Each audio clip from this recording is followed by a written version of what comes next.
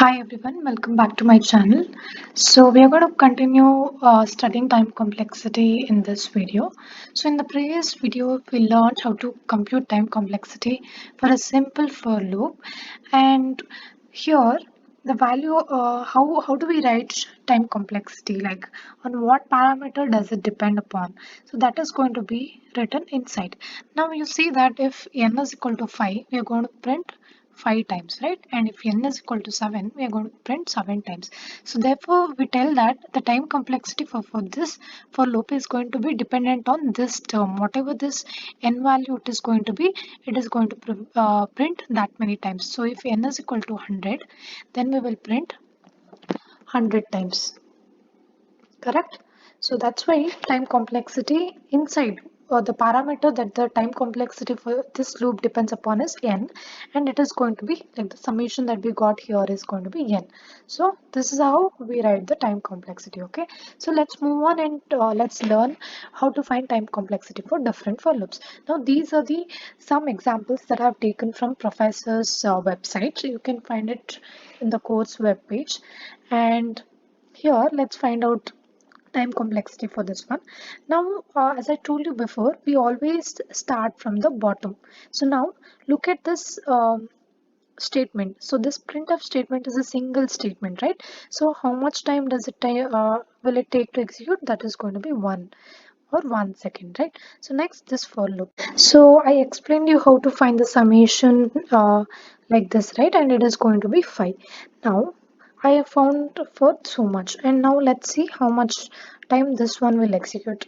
So again, this is a simple printf statement, right? So it will take only 1 second.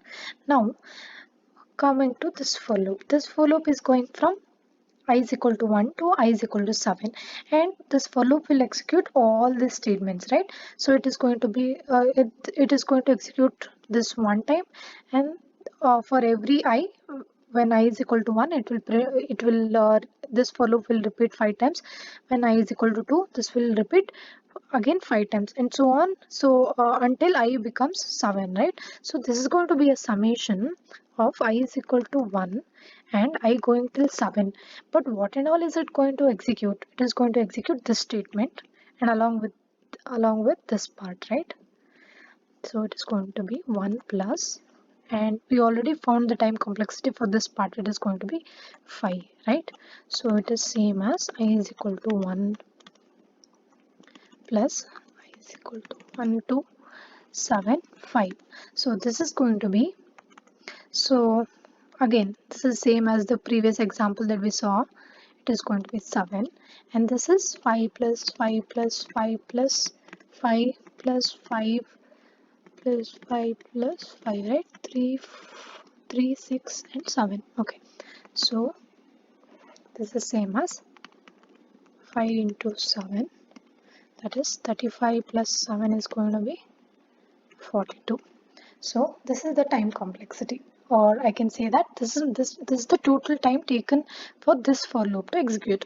But if you look at the look at this example in the professor's video, you will see that the answer that you get is going to be only 35, because the question there which is being asked is how many times this print B is going to execute, not A. They're not finding the time complexity for the entire for loop, but they are only trying to find how many times this print of B is going to execute. So, and so I can get this value, but the accurate value is going to be 42. How I can get this value is, now when you look at 7 and 35, 7 is a very small value. So I can neglect the time, so I can neglect this one, and I can write it as only 35. Okay, so always when you're trying to find the time complexity, we approximate it. We approximate to the maximum or the dominant term. So we will look at what is dominant term in the future videos, but let's concentrate on these small examples. Now this is same, this example, it is same as the previous example, but the only difference is that instead of 7 and 5, we have replaced it with n and m.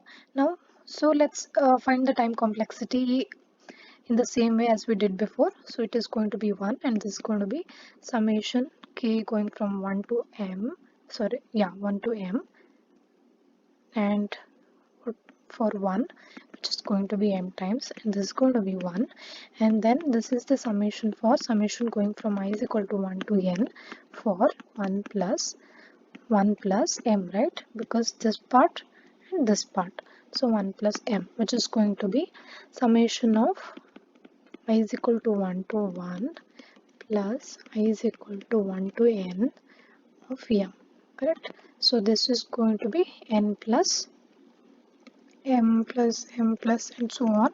How many times is this going to execute? N times, right? So which is same as n plus mn. So this is the actual time complexity, but you see that this term is going to be very much greater than this one. Okay, so we can neglect this value. So let's say m was 100 and n was 1000. So 1000 into 100 is greater than 1000, right? So we can neglect this term and we can write the time complexity as mn. Now, what do we write inside this t of n, which is going to be, t of bracket, it is going to be n comma m, because it not only depends upon n value, it also depends upon m, right? So that's why the time complexity we write it like this for this one. Okay, now let's look at a little bit trickier example. So, in this example, the difference is that k is not starting from 0 or 1, but it is starting from I. So, how to solve this one? This is same as the previous problems, but with a slight difference. So, let's start solving. Now, this one, again, this is a single statement, so it will take 1 second.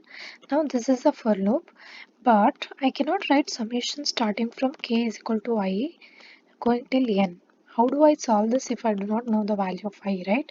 So we have to convert this summation so that our summation will start from 0. And how do we do that? We write one table like this with two values, which is going to be k and some value e. Now let's fill in the k value. What is the k going to take?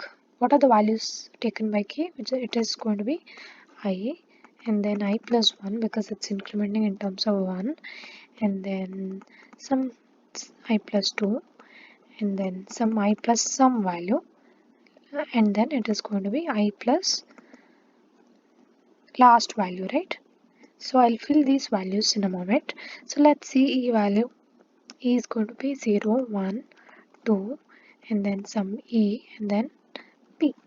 Now you see that here I is same as I plus 0, I plus E, I plus 1 is, you can write I plus 1 using this value. I plus 2 you can write using this value. Similarly, I can write here I plus E, and here I can write I plus P. But this last value, I plus P, we should know that it should be less than or equal to n. So P value is going to be n minus I.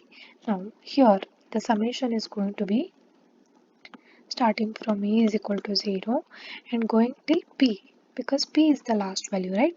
So summation for what is the value below here, that is 1. So this summation is going to be summation of E is equal to 0 and P is nothing but n minus 1, n minus I, right? N minus I of 1. Now this is same as n minus I plus 1. This is n minus I plus 1 because it is starting from 0 and is going till n minus I, right? So that's why it is going to be n minus I plus 1.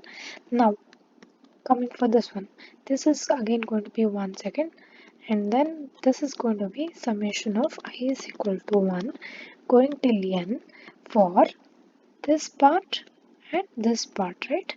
That is 1 plus this n minus I plus 1. So I'll solve this down here. I is equal to 1 to n.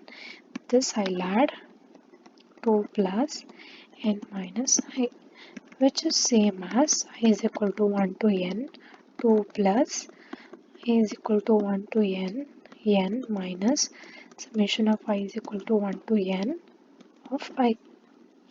Now you see here, now 2 is a constant. So if I take it out, it is going to be I is equal to 1 to n and nothing remains here. So it is 1 and I is equal to 1 to n.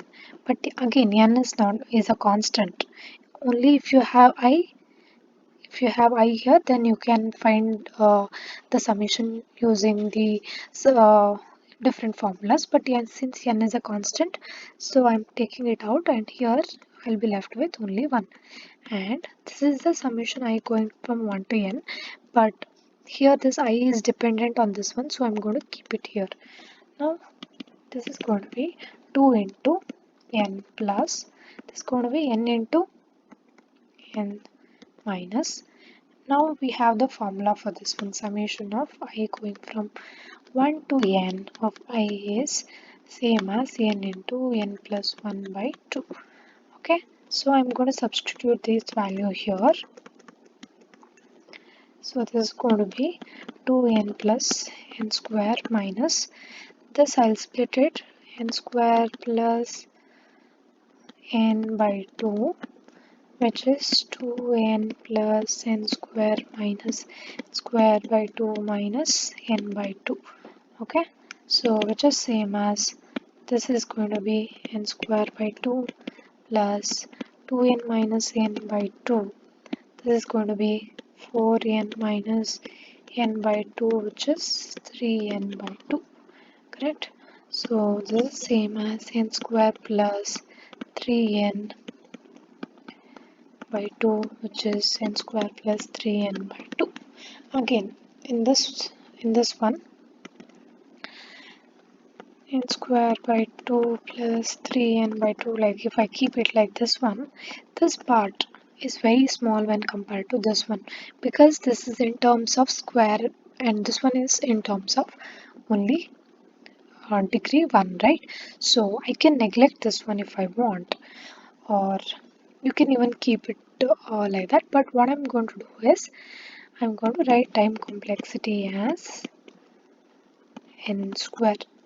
Here you see that when I'm writing time complexity, I took off this constant down below, which was 1 by 2. So whenever you are writing time complexity, if I had 3n square, 5n square or 1000n square as the final value, you can always ignore these constants and write the time complexity. And here, when I ignored the constants, this one and this one, I was left with only so much. And since n square is greater than n, I neglected it and I write only n square. Therefore, T of n is going to be n square for this formula. So in the future videos we will solve more problems. So stay tuned and thank you for watching. Have a nice day.